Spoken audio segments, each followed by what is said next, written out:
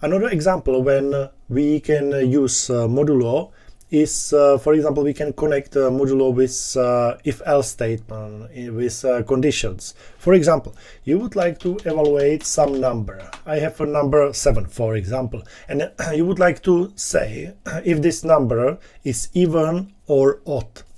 Okay, so I will write the code like this: number modulo 2, and if the number modulo 2 is equal to 0, so it means the number is even, right?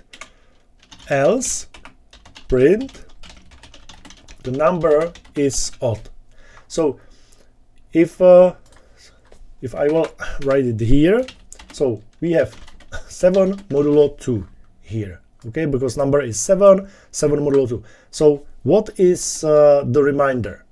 So the remainder is how many times is 2 in 7? 3 times 3 multiplied by 2 is 6, and what is the remainder? 1. So it means that for 7 number, or for the number 7, it will ends by false, right? Because this is 1.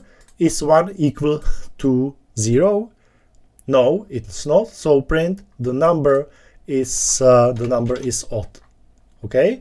If I put it here, number 6, so 6 modulo 2, it's what the result?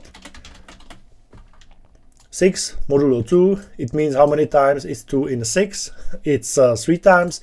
3 multiplied by 2 is 6. And what is the remainder? 0.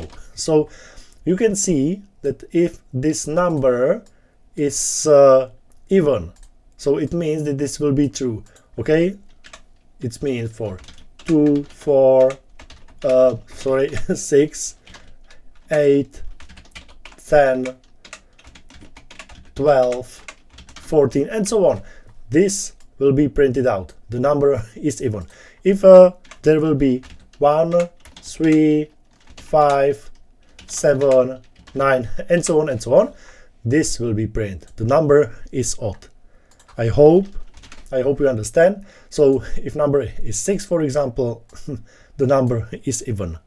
Okay, it seems it works fine. So you can evaluate, for example, the number if it is odd or even.